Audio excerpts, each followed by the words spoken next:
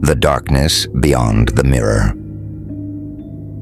In a small town in the Midwest, a young woman named Emma moved into an old house she inherited from her grandmother. The house had been abandoned for decades, and many in the town whispered rumors of eerie events that had once transpired within its walls. But Emma dismissed them, thinking they were just stories meant to keep children away from the dilapidated property. On her first night in the house, Emma felt a cold draft sweep through the room, despite the windows being shut tight. The air had an unexplainable heaviness, as if the house itself was a living, breathing entity. She found an old ornate mirror in one of the bedrooms, a grand antique with intricate carvings around its edges, yet the glass was clouded, reflecting only a distorted image of anyone who looked into it. At first, Emma thought nothing of the mirror, simply assuming it was an odd piece of furniture left by her grandmother. But strange things began to happen every time she walked past it. One evening, while brushing her hair, she noticed something unusual, a faint outline of a figure behind her in the mirror. She quickly turned around, but no one was there. Brushing it off as her imagination, she continued her night, ignoring the unsettling feeling creeping up her spine. As the days passed, Emma began noticing more peculiarities. She'd hear faint whispers when the house was silent, like voices echoing from distant rooms. At night, she'd wake up to cold spots around her bed, as if someone or something was watching her. The shadows in the hallway seemed to shift, even when no one else was in the house. One particularly cold night, she decided to investigate the mirror further. She stared into it, focusing on the vague shapes within. Slowly, an image began to form. A figure in a black shroud with hollow eyes staring back at her. Its face was contorted in a silent scream. As Emma stumbled back in horror, the figure in the mirror reached out, pressing its skeletal fingers against the glass, as if trying to escape. Panic-stricken, Emma covered the mirror with a sheet, hoping that would stop the visions.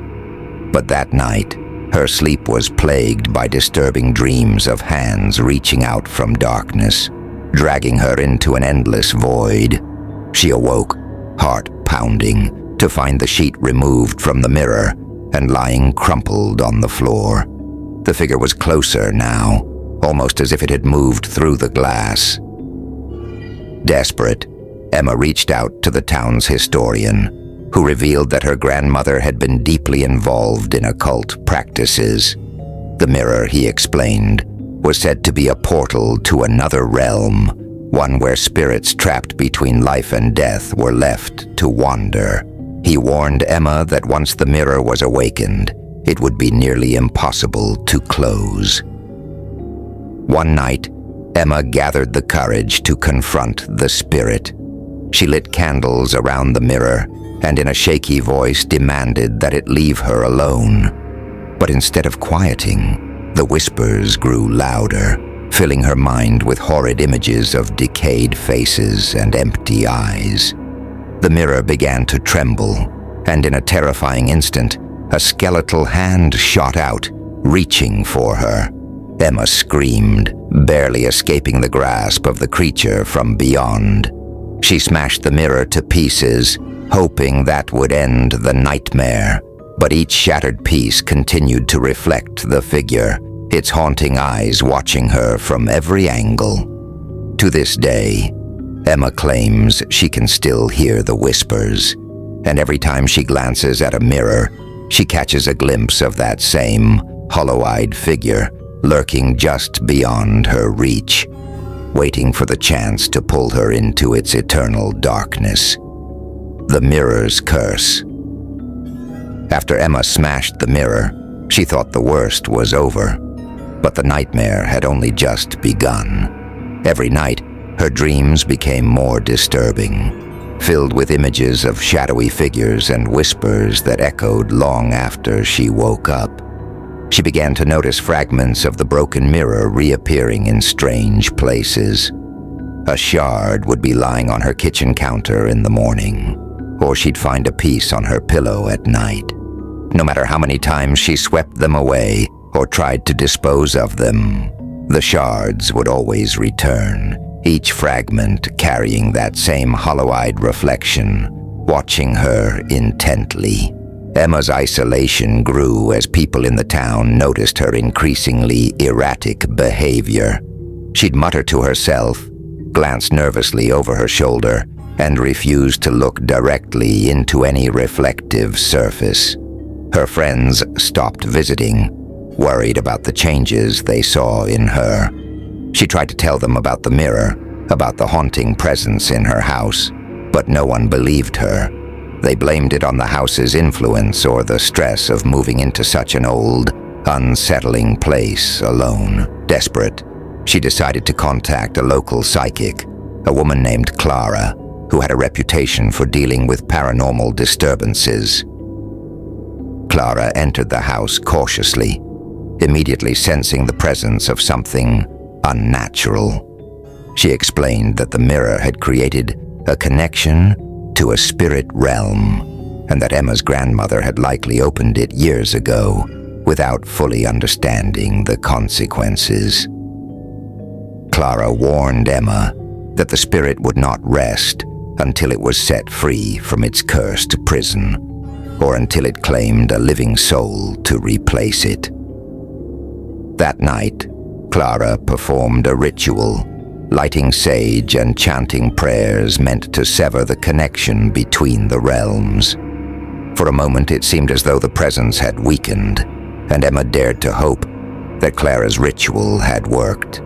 But as the two women stood in silence, a deep, rumbling sound began to resonate from the basement below. They heard the familiar scrape of something clawing against metal, a harsh, unnatural sound that filled the house with dread. Clara froze, her face pale. "It's angry," she whispered, backing away. "Whatever you did, you've only made it stronger." A cold wind tore through the room, snuffing out the candles and leaving them in complete darkness. And then they saw it, a faint glow from the basement door, illuminating the staircase that led down to the depths. Against Clara's warnings, Emma grabbed a flashlight and ventured down the stairs, driven by the need to confront whatever was haunting her. As she descended, the temperature dropped, and the shadows seemed to shift, moving closer with each step. The faint glow grew stronger, guiding her deeper until she reached the source. A small rectangular box lying in the center of the floor, covered in dust and cobwebs. Emma felt an overwhelming compulsion to open it, as though the spirit itself were urging her forward. Inside, she found a collection of old photos, jewelry, and a diary, belongings that had once belonged to her grandmother. Flipping through the pages, she discovered entries detailing strange rituals and seances, all connected to the mirror. Her grandmother had become obsessed with the idea of communicating with the dead, convinced that the mirror held the key to unlocking hidden knowledge from the afterlife. The last entry, dated just before her grandmother's death, contained a chilling warning. "The mirror holds more than just memories. I fear what I have unleashed, but it is too late to undo what has been done." Suddenly the lights flickered, and Emma heard the whispering voices grow louder, filling the basement with a suffocating presence. She turned to see the shadowy figure, closer now, emerging from the darkness and reaching for her with skeletal hands. Its face was clearer than ever, hollow eyes, a twisted grin, and a look of pure, unyielding malice. In a panic, Emma tried to flee, but the spirit blocked her path, surrounding her with an overwhelming darkness. It whispered her name, echoing her grandmother's voice, taunting her with promises that she would never escape. In that moment, Emma realized the truth. The spirit wasn't just haunting the house. It was tied to her family, passed down through generations, waiting for someone to take her grandmother's place. Trapped in the basement, with no way out, Emma heard Clara's voice calling from above. But her voice grew faint, as though she were miles away. The darkness pressed closer, filling Emma's mind with visions of her grandmother, trapped behind the mirror's glass, reaching out to her. She screamed, pleading for someone to save her, but there was no one left to help. When Clara finally found Emma, she was lying unconscious on the basement floor, her face twisted in terror. Clara dragged her out, whispering prayers as she carried her outside. Emma awoke in a daze, barely able to recall what had happened. But in her eyes, Clara could see the hollow, haunted look of someone who had glimpsed something beyond human comprehension. Since that night, Emma has refused to return to the house. Yet wherever she goes, she sees shadows in every mirror, reflecting that hollow-eyed face, as though the spirit is still watching, waiting for the chance to pull her back into its eternal darkness. The Eternal Watcher. After Clara pulled Emma from the basement, Emma tried to move on with her life. She left the house, but the shadow of that mirror's curse followed her, lingering like a dark cloud. She moved to a small apartment in a new town, keeping her distance from anything that reminded her of the haunted house. But even here, miles away, she felt a presence watching her. At first, the signs were subtle. She'd catch a glimpse of movement in the corner of her eye, or hear faint whispers in her sleep. Shadows seemed to shift slightly when she looked at mirrors. But as time passed, the strange events became harder to ignore. One night, she awoke to find her reflection in the mirror beside her bed, staring back at her. Not with her own eyes, but with those hollow, empty ones she recognized from the cursed mirror. She closed her eyes, convincing herself it was just a dream. But when she opened them, her reflection continued to stare, grinning wider with a twisted, unnatural smile. Desperate, Emma covered all the mirrors in her apartment, draping towels and sheets over them. She avoided her own reflection altogether, terrified of what she might see. But the spirit wouldn't be denied. The covered mirrors began to shake at night, as though something inside them were clawing to escape. Emma's mental state deteriorated. She suffered from insomnia, afraid to close her eyes and face the nightmares that awaited her. The reflection began to show up in other places, like windows, phone screens, and even the polished surface of her coffee mug. The entity was relentless, its face twisted and eyes hollow, always watching her, closing in. Unable to bear it any longer, Emma returned to Clara, begging her for a way to end the haunting once and for all. Clara listened carefully and revealed a chilling truth. The spirit you saw isn't just any lost soul. It's a collector. Once it finds a link to the living, it will follow them until it consumes their soul completely. Destroying the mirror was never going to break the curse. The spirit had already bound itself to you. Clara suggested a final, desperate ritual, an ancient binding ceremony that could sever the connection between Emma and the spirit. But the ceremony was dangerous. If done incorrectly, it could trap Emma permanently within the spirit's realm. Determined to be free, Emma agreed. That night, she and Clara set up a sacred circle, surrounding Emma with candles and protective charms. Clara chanted in an ancient language, invoking forces to protect Emma's spirit. The air grew heavy, and a shadowy fog crept into the room, swirling around Emma like smoke. In the fog, she saw glimpses of the spirit's world, a dark, endless place filled with mirrors that reflected hollow-eyed souls, forever trapped. As Clara chanted louder, the fog thickened, and the spirit appeared within it, its face inches from Emma's. Its cold, bony hands reached out, grasping for her, pulling her toward the mirrors in its world. Emma felt her consciousness slipping, drawn into the darkness. She screamed, fighting with every ounce of strength, but the spirit's grip tightened. In a final, desperate act, Clara threw salt across the circle and shouted, "Release her!" The spirit let out a bone-chilling scream, recoiling from the circle. For a brief moment, it vanished, and Emma collapsed to the ground, gasping for breath. But as Clara helped Emma to her feet, they noticed something terrifying. The mirrors around them now reflected both Emma and the spirit, its face still watching her, lurking in the background. Clara's face turned grim. "Emma, I think it's part of you now," she whispered. Emma's heart sank as she realized the terrible truth. The spirit hadn't been defeated. It had merely found a new place to hide. No matter where she went, no matter how far she ran, it would always be there, lurking just beneath the surface, waiting to claim her soul when the time was right. The following days were a blur. Emma continued to avoid mirrors, but it didn't matter. She could feel the spirit within her, its presence subtly twisting her thoughts, darkening her mind.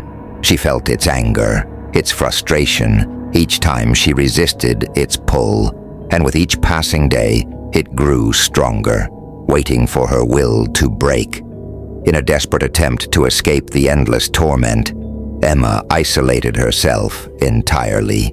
She stopped speaking to friends and family, shut herself away from the world, living in shadows to avoid seeing her own reflection.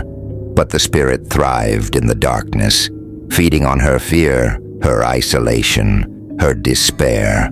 And one cold, silent night, she looked into her reflection for the last time. Her face had transformed. It wasn't her own anymore, but a twisted version of the spirit's. A cruel, hollow-eyed face staring back at her with a victorious grin. The spirit had won. Now, anyone who moves into that abandoned house where Emma once lived reports strange occurrences. A haunting presence in the mirrors, and the faint sound of hollow laughter echoing through the empty rooms.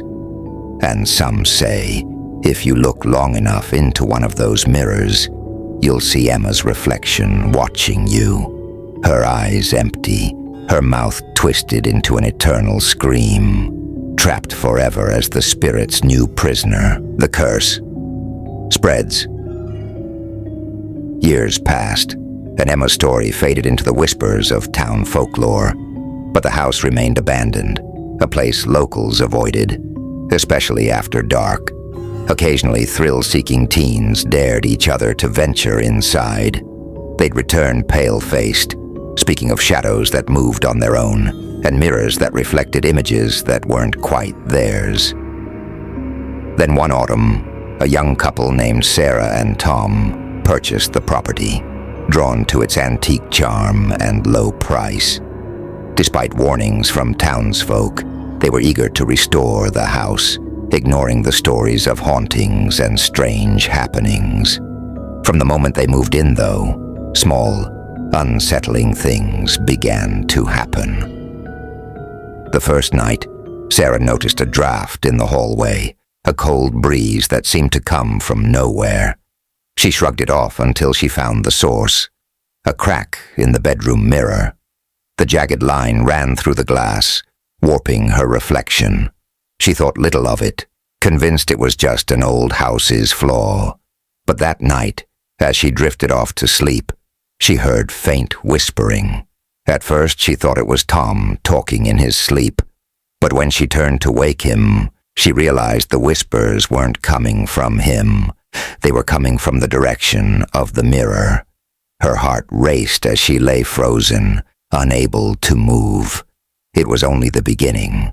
Over the following days, the couple's home began to change. Objects went missing, only to reappear in different places. Doors creaked open by themselves, and cold spots popped up unpredictably. But the worst of it was the mirrors.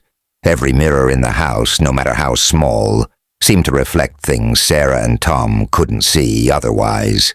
Faint outlines, shadows, and shapes lurked in the glass, and occasionally a pair of hollow eyes watched them from just beyond their reflections. Tom grew frustrated, convinced it was just their minds playing tricks.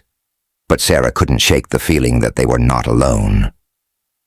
One night, she finally opened up to a neighbor who reluctantly shared Emma's story, how she had lived there, tormented by a spirit in the mirrors. Sarah's face went pale as she listened, realizing that the strange occurrences had started ever since they'd found the cracked mirror. That night, Sarah woke up to the sound of someone whispering her name. She sat up, heart pounding, and looked around the dark room. The air was thick and cold, and the only light came from the dim glow of the moon through the window. She turned slowly to the mirror and froze. Standing behind her reflection was a figure. Emma. Her hollow, empty eyes stared back. Her mouth contorted into a silent scream, as though trying to warn her. Panicking, Sarah shook Tom awake, but by the time he looked, the figure was gone. Convinced that they had to leave the house, Sarah tried to convince Tom to pack up and move immediately. But he was skeptical, brushing it off as a nightmare. "It's just an old mirror," he said. "Probably cracked from the cold. We'll fix it in the morning." Desperate, Sarah tried to ignore the mirrors that night. But it didn't matter. Emma's face began to appear everywhere. In windows, the glass of their picture frames, even in reflections on their TV screen. She would catch glimpses of those hollow eyes, staring, pleading, almost as though Emma was trying to warn her about something far worse that lingered in the house. As the days passed, Tom himself began seeing things. While brushing his teeth one night, he saw a faint outline of Emma's face over his shoulder, her hollow eyes staring back at him through the bathroom mirror. Terrified, he turned around, only to find an empty room. He could no longer deny it. Their home was haunted. Determined to break the curse, Sarah and Tom reached out to Clara, who reluctantly agreed to return to the house. When Clara arrived, she could feel the malevolent energy immediately. The house was alive with the spirit's presence, its darkness feeding off Sarah and Tom's fear. Clara warned them that the spirit had grown stronger since Emma's disappearance, fueled by each new person who set foot inside. That night, Clara performed a final ritual, one designed to bind the spirit back to its realm. As she chanted, the mirrors in the house began to tremble, and a low guttural voice echoed through the rooms, enraged at being threatened. The mirrors cracked and splintered, shards flying across the room, each piece reflecting Emma's horrified face. The spirit resisted, pulling Sarah toward one of the larger mirrors, its shadowy hand extending from the glass. Clara shouted for Sarah to stay within the protective circle, but the spirit's pull was too strong. Just as Sarah felt her body being dragged toward the mirror's dark surface, Clara threw the last of her protective salts, breaking the spirit's grip. With a final anguished scream, the mirrors shattered completely, and a cold, oppressive silence fell over the house. Sarah and Tom collapsed, exhausted, but relieved that the spirit seemed to have been contained. Clara warned them, however, that the curse wasn't completely lifted.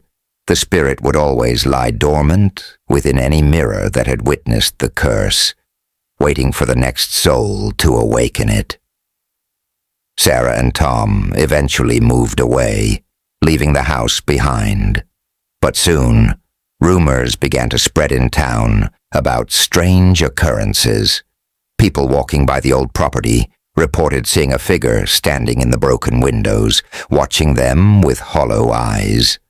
Others claimed that if you dared to peer into any reflective surface in the abandoned house, you'd see Emma's face staring back, her mouth open in a silent scream, waiting for the next victim to release the spirit once again.